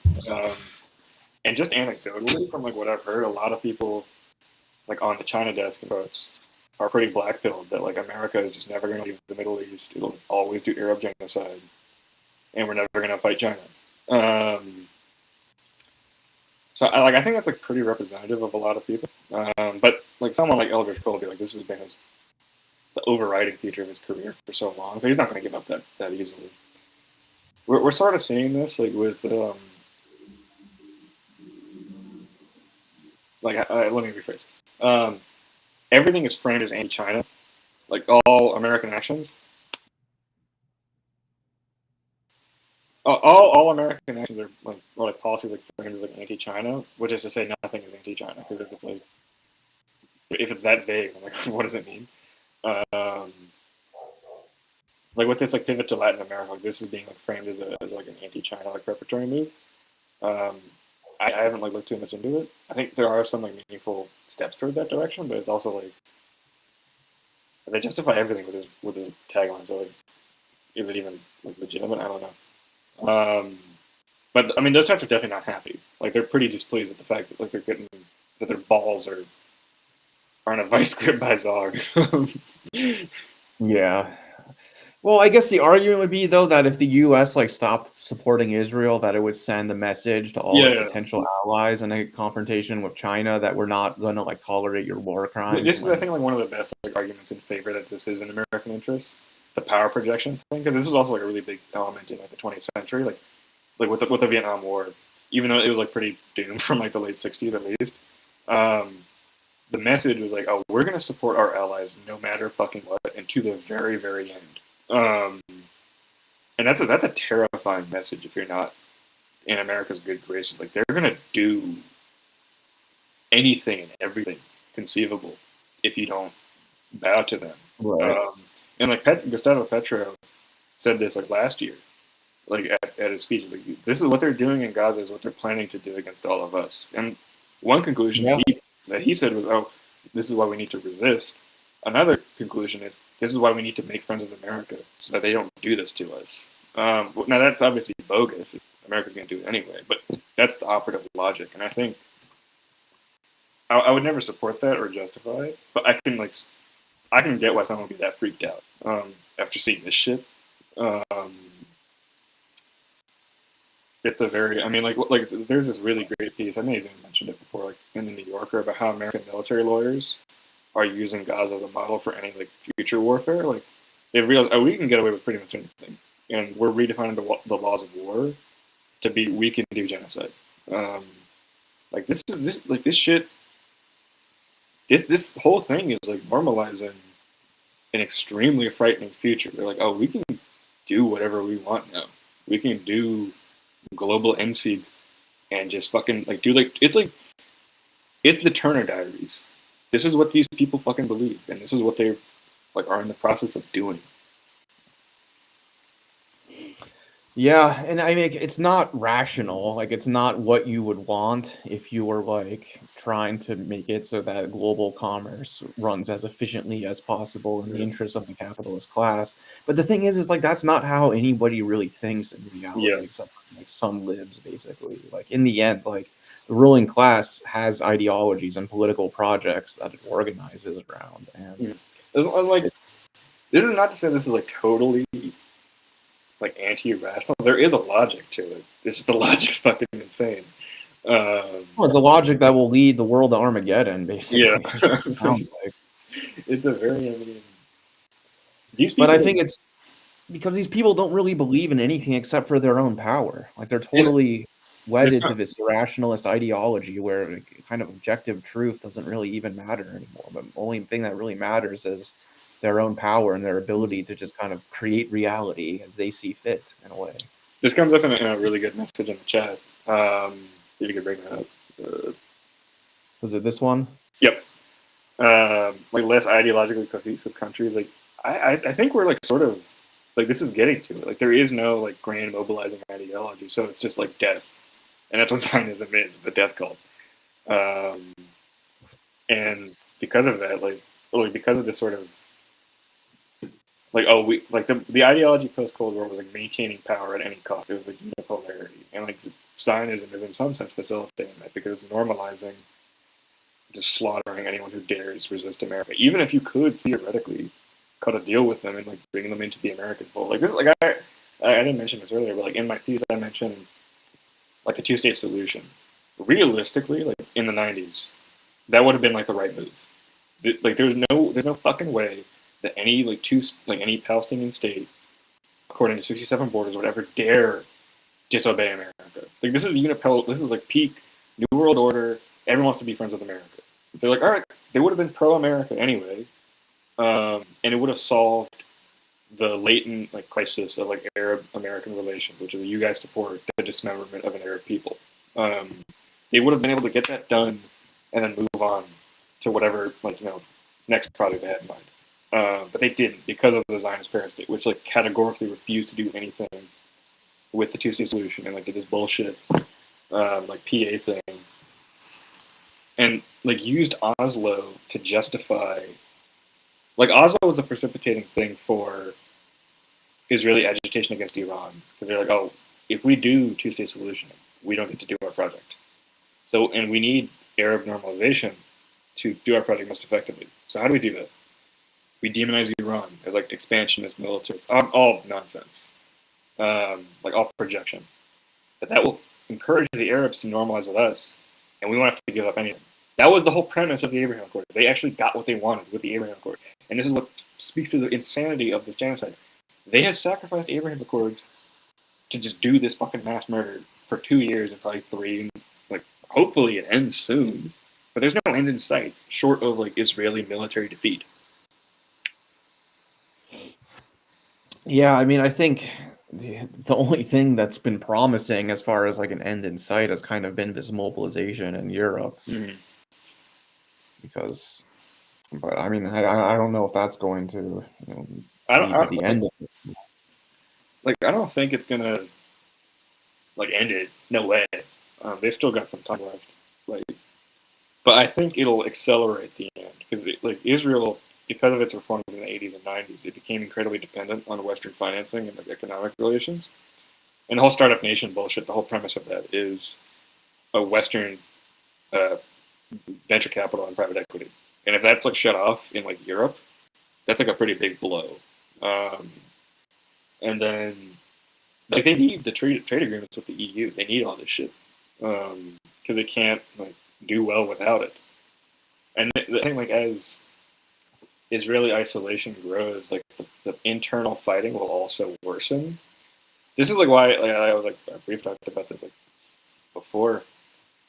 Like blaming Netanyahu as a lib, it's soft Zionism. It's like you're blaming the evils of this project on one man.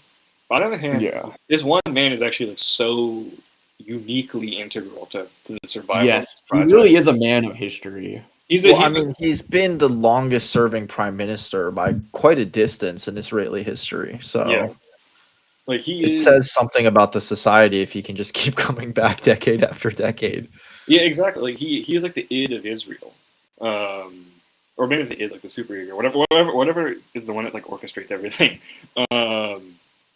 But like with him gone, like I am firmly convinced that Israel's like fucked in like 2-3 years tops, because he's the only guy who's able to like manage all the internal fascist factions who, without him, would be killing each other, and would.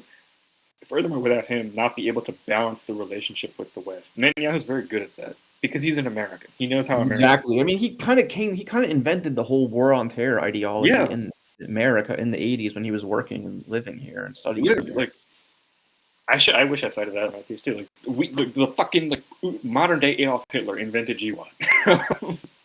Like, what more do you need? But anyway, and again, like with him gone. You also have idiots like Ben Gvir, who is an utterly repulsive and like deeply malicious person. Like his crimes against Palestinians are unspeakable. He's such a piece of shit. Yeah. And yet at the same time, if Ben Gvir were to take charge of Israel, I think like that country would be fucking doomed in like 2 years, even maybe even a year, because he would go all the way with Greater Israel. And what is Greater Israel? It means expanding the Arab population in Israel. And what that means is like expanding the population of people who would resist. So you now have this giant fucking population who want to fight Israel from within. That's not really like a recipe for success. And like what ended the apartheid regime in South Africa was that they were fighting on like 7 fronts, like major wars. And Ben Gvir would just do that. So, like again, like growing isolation, I think would encourage the ascendance of somebody like Ben Gvir. And like related to that, there's basically like 3 races going on right now. One is the Gaza's the physical survival of the Palestinian people in Gaza, which is and it's the shortest clock. Second, the drive to internal Jewish civil war in Israel. And third, the drive to total regional war. The first one is the shortest and most dangerous. The latter 2 are very closely linked, because if there is total regional war, I think there's a very decent chance of Israeli civil war also breaking out. If not during then afterwards. Because we already saw that like even with like Iran pretty like panicked, they could do some serious hits against Israel. Now, imagine it's like a real deal, proper regional war. Like they're gonna be suffering a lot. Like Haifa port is fucked. A lot of their energy plants are fucked. All this shit. Like the whole premise of Israel is we get to live in an epic first world society in a third world country and face zero consequences. They would now be facing consequences. So, Of course, the major issue is that they're nuclearly armed. I mean, I on some level still don't think they'll do Samson option. But I don't know why I believe that, because like there is no reason to think there's anything. They're fucking crazy. I don't see why they. I don't know. That's a whole can of worms, the whole Samson option thing. And I've had people kind of use that to argue against anti-Zionism. Even to me, it's like, oh, listen, like morally, you know, anti-Zionism is correct, but in the end, like Israel, like will just nuke everyone. So we kind of just have to accept that, like their existence. I mean, fuck it, like it's like Posadas, like just nuke everything. But hold on, we got some interesting questions here. Someone is contesting your stance on the Russia question. I'll be right back, guys. You're very misinformed on the Russia question. The facilitation of any resistance to Israel has come through unscrupulous Muscovite hands. I don't believe that at all. Well, my understanding is that Hamas has been manufacturing a lot of the weapons. Yeah, like most of their weapons in Gaza, within the tunnels, right? Yeah, like most of their weapons are domestically manufactured. What isn't manufactured is like smuggled. Like a lot of it is Libyan weapons from like after Gaddafi fell. There's been like cool. There's not that many, but the reports are around are pretty cool. Like tracing how, like if you ever look at pictures of the resistance in Gaza and you see like a black AK, like the whole thing is a black platform. There's like no wood. That's from Libya, and those weapons got there because of Libyan jihadists who went to Gaza and like sent a shitload of weapons. Right. And like the AK, like the Russian platform weapons in the middle, like that the resistance uses. That's just because like Russia is like they make good guns and they're cheap. It's not like there's no real. I think it's sort of ridiculous to suggest that there's like some like Russian state backing this. I think it's just like they make a lot of weapons and like those proliferate. And then there's like a part two to this contention, which is like diplomatically Russia doesn't bring much cover to Israel and has even less economic ties than China does.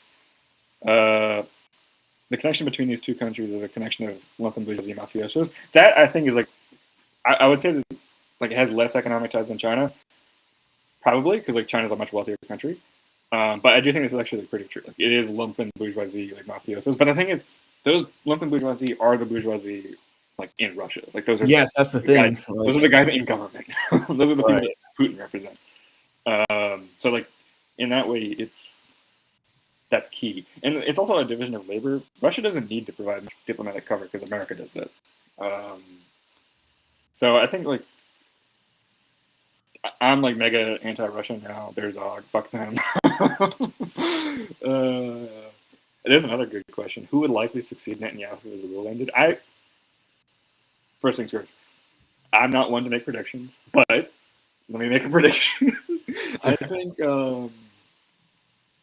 probably like one of like the dumb libs, like Lapid or Gantz or some shit, who are more. Yeah, Benny Gantz is like one name I hear sometimes. And like those are the guys who are preferred by Washington, but the thing is like they're all sub-zero IQ, like they're subhuman. So if they were to get in power, like okay, cool, like I don't give a fuck, like they're doomed anyway. I think the question of like who takes power isn't so much important. It's like just make sure it's not Netanyahu, because like whoever comes next is going to be an idiot in one form or another, and they'll just fuck over Israel because again, all these people are just, they like huff their own farts too much. They think that they like understand the planet, whereas like Netanyahu like legitimately does understand the West because he's from Philadelphia. Right. Whereas like Gantz is just some dumb fuck from whatever the fuck. In Tel Aviv or some shit. I mean, yeah, we were saying earlier, like, what if someone like Ben Gvir took over and then wait, it says the trajectory of the Russian state is removing these types of characters, especially after the SMO. I'm not sure. I can't say one way or another. I'll have to read more about it. Yeah, I mean the trend seems to kind of be though like maybe diplomatically, like Russia has criticized Israel and stuff, but like, I mean, the collaboration, the reports of potential collaboration in Syria, basically, I mean, that kind of shows like a deeper, actual kind of real commitment to each other. Mm-hmm. It's just more hidden in the shadows, I guess. What are we talking about? Russia and Israel and their connections. Like, what is the nature of their relationship still? We've got some contention in the chat. Because I have seen like pro-Russian, like right-wing, like people say that like, oh, Russia is like committed to like fighting Israel and has been committed from the very beginning. That's because ridiculous. of like long-standing civilizational like enmity towards the Jews or whatever. Like, so therefore Russia is like always going to be covertly like against Israel. I also think like again, Jihad is so central to this because like Russia has its own experience fighting jihadists. And like events in Ukraine, he like talked about this like early in the genocide. That like, oh, Russia, it just doesn't like, it has like an instinctual aversion to the resistance because it assimilates them under like the bearded terrorists like the Chechens. Yes. Yeah. So like they did like, their first Jihad with the Chechens. Yeah. So it's like, oh, we don't like this because it's the same shit as like Shamil Basayev, which it isn't, but like that's how a lot of the Russian state perceives it, and a lot of Russian society, I think. So again, like it's like G1 is so central to this shit because like people like I mean like again like for a long time like Russia was like an actual partner to the U.S. in G1, like there was like intelligence sharing shit and like basically like the coalition. I mentioned earlier, like Russia was like complaining about the coalition's like own crimes in Iraq, but they still like were essentially working on the same goal, like destroying ISIS and like then other jihadists in the region because they're like they both agreed. This is a problem. We don't want to deal with it. We don't want this shit near us. It's a very, I mean, the lumpen bourgeoisie element of it is like really, I think that's like super key. I just don't know too much. And then like with China, which is like the other element of Zog. I don't think it's so much Zog. They're just like trying to make bangbusters. They're trying to like get rich. And they're like, oh, Israel has money. Let's get money. But I mean, China's so disappointing. Like, if they did BDS and even did like two-state solution stuff, I would be the biggest fucking dentist ever. Yeah, no, China could win a lot of diplomatic support by like going harder against Israel right now. Like, you could make an argument that it's like kind of in their geostrategic interest. It is objectively like I mean like them not doing this just shows like oh they're like not politically like mature enough to be a global hegemon because they're not willing to like they don't have the chops to like fucking. Well, I think that they don't want to cross the U.S. It's kind of part of the whole policy of peaceful emergence or peaceful coexistence with the hegemon. I mean, they basically want to try to get to the top with the minimal amount of conflict with the U.S. as possible. It's not a bad instinct, I think. But it's like it's increasingly unfeasible. Like America, of course, like at a certain point, you just gotta like we gotta lock in, team. No, yeah, I mean the excuse that people make is that China, like if China like took action against Israel, that they would like be showing that they're through their like partners that they're willing to like intervene in the internal affairs of their client states in the same way that the United States would. So therefore, like China's the reason the side of China over the U.S. Like China's entire like global relations depend on it supporting genocide, which is also reviled by so many of its trading partners. Yeah, it's just you can make that argument, and so like, it does make sense on some level, but is it really like the cost of supporting genocide and not taking global leadership on this issue is going to hurt them more? I think. Like they could, because China's other big like, latent trend is like presenting itself as like the rational actor of like multilateral like institutions. Like they've been training up cadres to like steadily like really like develop their chops in like the World Trade Organization, the World Bank, the UN, and that's partially what's driving American hostility to these institutions because they're realizing the Chinese are like beating us at our own games. So if there's a chance that the Chinese could take over these institutions, we'd rather them destroy it than let them have it. Which again, like I think the Chinese, again, like with my armchair geopolitics, the Chinese should just be like, no, we are the global leaders. We are defending international law. We are defending multilateralism. We're not defending the rules-based international order. We're defending the law-based international order.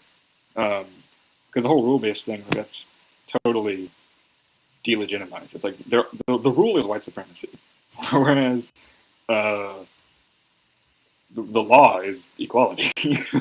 Like they could make a very strong ideological argument. There's another question about Russia and Syria. Yeah, from Booba Scuba.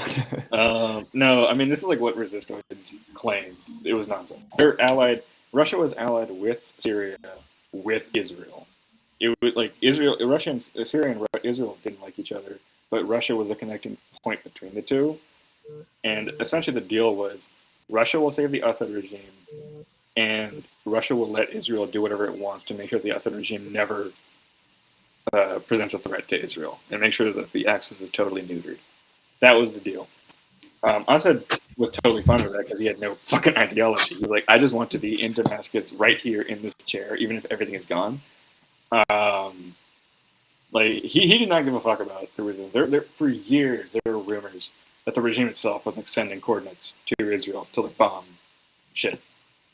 And like there's even rumors that the regime sold out Imad Movania, the legendary Hezbollah commander. And like they don't give a fuck. They have no ideology. It's just, or they had no ideology. Like they don't care. So yeah, I mean, yeah, I think there's a good paper that I can dig up about this that kind of explains Russia's strategy in Syria. But basically, like Israel kind of saw Russia, from my understanding, as a balance against the Iranian influence. Yes. Syria. Like Russia was if the first best thing that could have happened for Israel was Giuliani, like a totally like a quasi internal coup, and like a very compliant guy installed in Damascus. The second best thing was the Russian intervention. I think like any idea that there was some like hostility or like opposition from Russia to Israel in the Middle East is totally bogus. And this is also like why I'm so puzzled by Assad dead enders, because it's like why like this dude fucking actively sabotaged the project. You may hate Giuliani may be worse, but like Assad lost to Giuliani. Like what does that say about him? So yeah. Hold on. Yeah, and there was also Russia was Israel was lobbying to keep Russian bases in Syria. Yeah. Khomeini base in like Latakia, I think, which is. I mean, why would they want them to leave? There's so many deep connections. Like even if you don't like really love them that much, it's better to have them there than not. You know what I mean? Like, then there's a question like, how does the Ukraine war figure in all of this? I think my take is now like pretty accelerationist. I think like if the West started sending advanced weapons to Ukraine, it would actually be good because it deprives it from. It means Israel isn't getting that stuff, and second, it means that Russia is occupied Ukraine and can't meddle around in the Middle East with like its fucking bullshit. So like it's basically just dividing the global Zionist paristate. So if they're fighting each other, it's better than if they're like united and like find some sort of settlement. Yeah, I mean, I'm still officially neutral in this war. I'm still taking a neutral stance, but it's very hard for me to have any kind of patience for pro-Russian sympathies at this point because I mean, like I'm just embarrassed that I ever defend it. It's like, oh, they have strategic interests. Like, yeah, they do, but like, why do I care? Yeah, I mean, listen, like Russia, they're against NATO. We don't like NATO for obvious reasons. Like, it's not like I'm gonna go like, protest to send weapons to Ukraine, and like I don't. There is a real question, like, what the hell was like the American left like supposed to do in that situation? Yeah, it's a very weird. Like, I mean, I'm like pro in quotes Russia because they're like fighting NATO, and like if NATO loses, that's good. But I still like don't like if it's as painful as possible for Russia, I'm happy with that. Just let them fight each other forever. I feel bad for Ukrainians though, because like they don't. I do feel, yeah, that's really kind of where I'm at now. I just feel bad for Ukrainians. No, I mean that country has lost they're just fucked. 6 million people since the beginning of the war. And it's like this is the economy is destroyed. The infrastructure, the physical infrastructure is destroyed. You know, there's demographic crisis. It's terrible. It's really. I mean, obviously I blame the West largely for the way this has all gone and for the war, but Russia also shares a lot of blame. And no, I mean it's you know, they were provoked into it, but that doesn't take away from the injustice that Ukrainians daily suffer, right? I mean, like okay, they're violating it, like Russian strategy. Okay, does that mean you fucking invade a third country? Like, yeah, and make millions of people suffer and destroy a whole generation, and I mean it's fucking awful. Yeah, you know. Then you have just so that you can put the Russians through the meat grinder, and it's like, you know, it's just fucking ridiculous. It's horrible. I mean, Ukraine is just cannon fodder for a lot of these. Exactly. Yeah, that's what it is. That's what's sad is that Ukrainians end up being cannon fodder. Like the ideal case is like it's like actual NATO troops like suffering, and like Ukraine right? It's not. Yeah. And now they're like basically pulling people off the streets and NKVD style, like taking them up to the front lines and being like, charge or, you know, we shoot you. I mean, that's an exaggeration, but I've heard of schemes where you have to pay your commander to not get sent to the front line, and if you don't pay, they force you to the front line. It's like even the Ukrainian military is a racket at this point. Yeah. And so many of the soldiers are just there by coercion. They don't want to fight the war. It's very World War I-esque. It's like this totally pointless bullshit, in which like only suffer. That's the way I look at it. It's basically a World War I type war in a way. Yeah. And it's like we've gone to World War I style trench warfare. I mean, we have wars of mass extermination and genocide as well, which was, you know, what we associate with World War II. Obviously, you know, it was happening in the colonies and it was happening before. You know, you had genocides in World War I, but I mean, it really is kind of just this total regression to the barbarism of World War I and World War II era. To address this question, like Russian support seems to have been important for the Syrian war as a means of keeping the supply lines to Hezbollah open. I mean, we just saw the net result of that. Like, right, we saw that strategy in action. It failed. Like Hezbollah was massively penetrated, like by Israeli intelligence because of their involvement in Syria, and I fucking guarantee you that Russian intel sharing was also a part of that. So, like, yeah, they were getting a lot of weapons from Iran through Syria, but those weapons ultimately turned out to be completely ineffectual because of Russian collaboration with Israel. Like this argument would have been tenable like 2 years ago. We just saw the fucking result of this strategy, and it failed miserably. And it's not as if like there's a way that it could have worked out. I don't see. It's just like entering counterfactuals. Like, well, it relies on Assad not being a shitty leader. Yeah, like he. But there's just a long history of the perfidious nature of the Syrian Baathism, or the Assads actually in particular, in regards to the Palestinian conflict. Honestly, it's been. I mean, and then like we also just have like information from resistance sources, like the Yemenis saying, offering repeatedly. From like Ansar Allah officials saying, we offered the Assad regime, we'll fight the Golan front, just let us be there.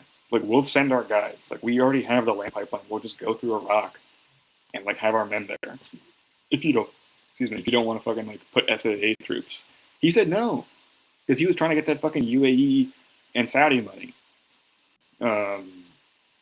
He categorically refused to open the Golan front. There's like a really great interview with an Arab journalist, I forget who said that, like, you know, like Russia also played a pretty big part in refusing to open the Golan Front. Apparently there was like a really key Iranian base there that the Russians and Assad both said, fuck no, we're not opening that. Because we don't want to jeopardize our own interests, whatever those may be. So it's like this whole thing, like I find zero reason to continue like even defending the Assad regime, barring the fact that like it was a hideous regime, and there's a reason that it collapsed. It collapsed so pathetically. I think like only the best argument is that at least like Israel wasn't like actively seizing land like it is now. That's the best one. That's the one I like find most convincing.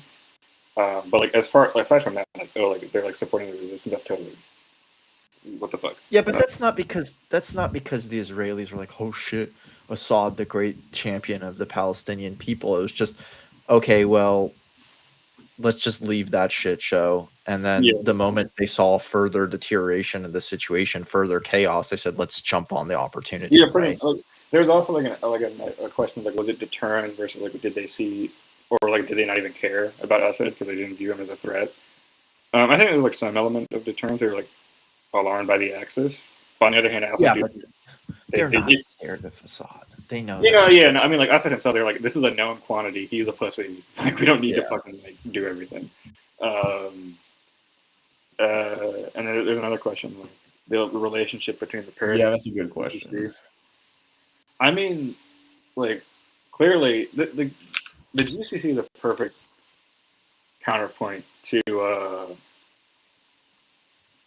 the whole like idea that Israel transparently serves American interests, and that's why it gets all the support. Like, how does the GCC not support Israeli interests? Not Israeli, American interests. Like, it provides tons of financing. They initiate wars on American behalf. Like, what more do you want? And so basically, like, Israel is like has far more like, greater political priority. And then, like, as for relations within, they probably, like, a lot of these people were deluded enough to think that, like, Iran really was, like, the troublemaker in the region, and, like, Israel's, like, a somewhat rational actor that, like, they could cut a deal with, hence the Abraham Accords. But that was clearly, if they had any illusions of that, still, the bombing on Qatar ended. Like, apparently, like, reporting suggests that the Emiratis were extremely disturbed, which I'm sad it wasn't on Dubai. Like, they were freaked out about it. Like, what the fuck? Like, we've done everything for these people, and they still view us as, like, cannon fodder. And then as for, like, what is the exact, like, a political economic relationship? That's a big can of worms. I think it's, like, not very direct. Like, the Abraham Accords is basically like, we'll open up investment for you, and, like, that's, like, then we'll make, like, kumbaya. But that didn't happen. And Saudi Arabia, they had like the sort of classic like Arab peace initiative stance, which was we condemn Israeli aggression, we want the two-state solution. Can we please go back to the year 2000? Which like apparently nowadays is a radical position, the two-state solution. Like they've been leading the Palestine state recognition thing, which is also tied into the condemnation of Hamas. Like, a good move. I mean, I'm glad more countries are recognizing the Palestinian state, but like, it doesn't mean shit to people in Gaza. Or like, it doesn't actually change facts on the ground. It's not. You want real sovereignty, you have to actually seize it, which was kind of the problem with the PLO's whole strategy going into Oslo. Like you can't. Like there's a story I read a long time ago, I forget, but like Arafat, he met an Algerian official. It was during the 90s, I think, and the Algerian official, like, he took him to the big like graveyard of martyrs and said, "This is how you get independence, not negotiations. And like, unless you're willing to do this, you will not be free." And it was a very prescient, maybe an apocryphal story, but it's a very like one way or another. This current crisis has done a lot more to make a free Palestine real, or like bring us closer to that, than anything that the PLO was doing in the 90s. My dad always I always get into arguments with him. He's always like, "Why don't the Palestinians just do what we did?" I'm like, it's not that easy though, and it's not the same situation. You know, I mean, it's like 1 million people should die. I'm like, I don't know if that's gonna work either. I mean, it's the most Algerian thing ever to say. It's like my dad was saying, like third world boomer, like millions must die. like just sacrifice. I feel like on some sense, like get the logic of it. Like liberation is not cheap. Like you just have It's to not. I mean, it's always come through a Yeah, lot but of bloodshed it's a and a lot very of. different situation, and Yeah, you're right. Right. you know, I mean, Get the fervor. it would take like hours to get through the differences and stuff, but it's just a very different situation. And I will say this: I do think that you're correct that that the genocide has done more for isolating Israel and promoting the cause of the Palestinian people than anything I can think of in living memory. But you know, is it worth it? Well, that's a very big question. Like Yeah, I mean, don't it's the possibility of just total extermination in Gaza. it's is very like- like I spoke to and she's Palestinian. She was like, she's very pro-resistance, to be clear. She's like not some like right-wing liberal, but she was like, I don't think October 7th was worth it anymore. If it meant that all of these good people and all these innocent people are going to die, what point of free Palestine is there if the best of us are gone? And Like they're killing the doctors, they're killing the journalists, they're like, killing I the can't, like, intellectuals. that's not a question for me to answer, but like I get where she's coming from. Yeah. Yeah. Yeah, I guess that kind of my stance has always just been, well, we'll just have to wait and see, if it was worth it or not, I guess. But Yeah. First off, I don't think we can answer that question. Right. It's not our pain, it's not our suffering, but it is a question worth asking. To people like my father, right? Which is, they should just sacrifice themselves. Like, okay, man. Like, well, the problem is, what if, there's only so many Palestinians. Like how much can this go on? Right. A lot less of them now. yeah.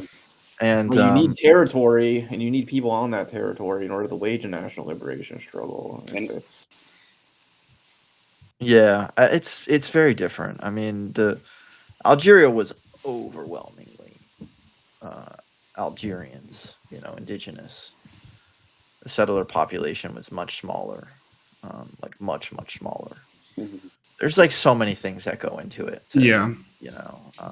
Like I mean, like the big thing though is like Arab treachery. Like if the Arab states weren't so treacherous, it wouldn't be this bad because the Palestinians would have some kind of strategic depth and state support to like rely upon. Right. Well, for all the faults of the Algerian state, I